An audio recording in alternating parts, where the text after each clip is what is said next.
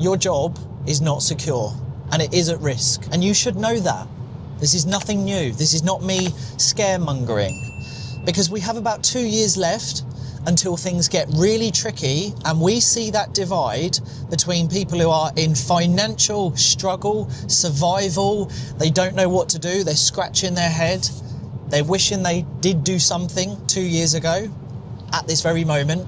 And then there will be people who thrive, people who moved with AI, they adopted it, they contributed alongside AI, and they added new strings to their bow. I want you to be really hopeful and come away from this video with information to spur you on to become a part of the change and not to be left behind. Because look, there are a lot of videos out there that do scare people, which becomes very daunting, and this sort of dreaded feeling of, oh my God, what am I going to do? But I want to start this video off with a clip from a guy called Dr.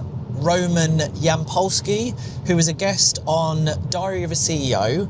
I really want you to listen to what he's saying about the way the world is changing, where we're going to be in 2027 and then 2030 on a clip I'm going to share later in this video. But really listening carefully to what he's got to say. It will be on screen now. It makes no sense to hire humans for most jobs. If I can just get, a $20 subscription or a free model to do what an employee does, first, anything on a computer will be automated. And next, I think humanoid robots are maybe 5 years behind. So in 5 years, all the physical labor can also be automated. So we're looking at a world where we have levels of unemployment we've never seen before. I'm not talking about 10% unemployment, which is scary, but 99%. All you have left is jobs where, for whatever reason, you prefer another human would do it for you. But anything else can be fully automated. Okay, that might sound really scary, but that is where we're headed. That is the truth. There's no escaping it, and this is what I really want you to take away from this video. Tradespeople, anything that is repetitive, process-based. If you look at your job and it's the same routine every day, it can likely be replaced. So here's what I want you to take away from this part, some positivity. Look at your situation right now in your job and think, in the next 12 to 24 months, is a computer or a robot or some form of technology likely to wipe out what I do? Or could a piece of technology, software, do what you do? If the answer is yes, I want you to immediately start educating yourself about the online world, about content creation, about marketing, learn sales, find out what you enjoy doing outside of the 9 to 5, and try and claw back some creativity back into your life to start building on that. But if we go a little bit deeper, you can actually defend yourself and add another layer of security to your situation right now, and that is getting to grips with your finances. Reduce your expenses, get rid of the direct debits that you don't need, start managing your money, stop buying materialistic things to look rich when you're not actually rich. Stop pretending to be someone you're not and spending money that you don't have. Those are the bare basics of what you can do. Start listening to books, reading books, change your social circles, and please don't fear AI. Rather than actually going and learning it, embrace it. Spend an hour a day watching a podcast about AI or listening to it, right? And working with it. The other thing that you can do is go on the offense. Start trying to invest your money a bit better, make more money, work towards financial freedom. Have a target within the next several months to make your first £100 a month, £200, £300, buying and selling, create content. I'm not going to go into it too much in this video, but the creator market is leading the way on all fronts. You cannot now build a brand or a business without being a creator, which now is a very good time for me just to go against the people that will oppose me. Everything that I'm saying, there will still be people out there who are the ones that will be left behind, and they bury their heads in the sand, and they do not like what I'm saying and what other people will say. So what they'll do is they'll insult me, they'll say I got a neck tattoo, he's just a YouTuber, who's this guy, he's not making multi-millions on company's house. whatever.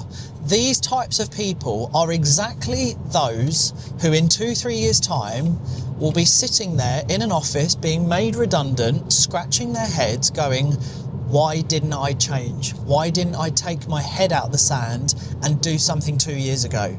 Because I haven't got enough in my pension pot, I don't have other streams of income, and now I'm stuffed. And all I've ever done is one thing for 10, 15, 20 years, 25 years of my life, and now my job's been taken over by a damn piece of technology or a robot. Don't be that person. Just embrace change. Look, I'm a 90s baby. I was born in a time of peace and calm and joy, and you know, everything was just easier in the 90s, right? It was fun. It wasn't as dangerous in the world. It was just a nice time.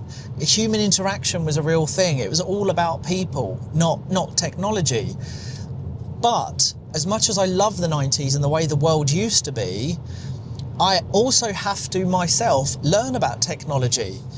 You know, I'm building a tech company called Holder. Why?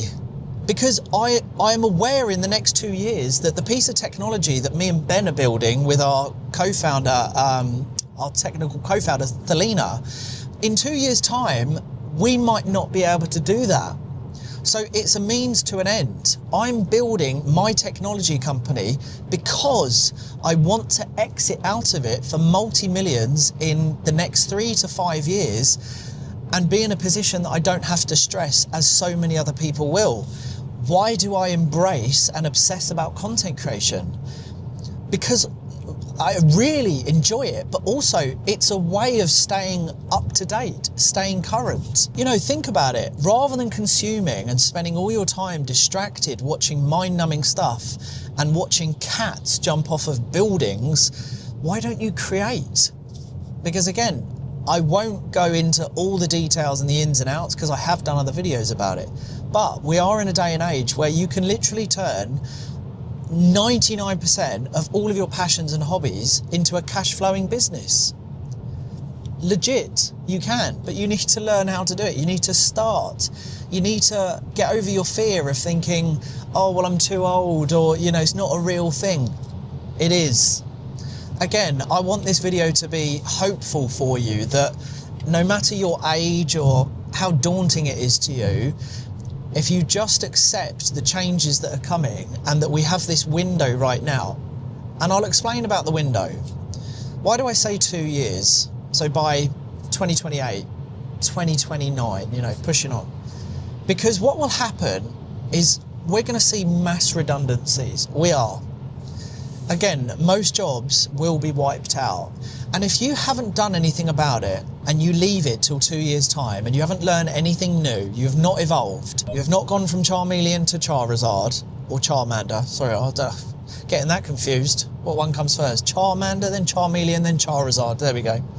If you have not evolved, well, in 2 years, there is going to be this flood, this swarm into the economy, into the market.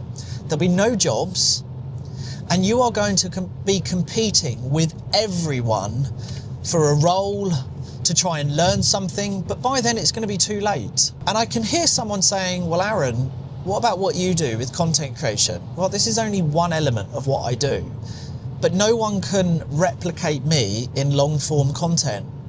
That's why it's so important to create long form content that is very authentic as myself, because yes, AI can do short form, and it could replicate me in that sense, but it's going to be very hard to replicate me for a 20-25 minute video in my exact personality, with the hiccups, with me saying but, or knocking myself, or, you know, the clunkiness of a human. It's going to be very hard.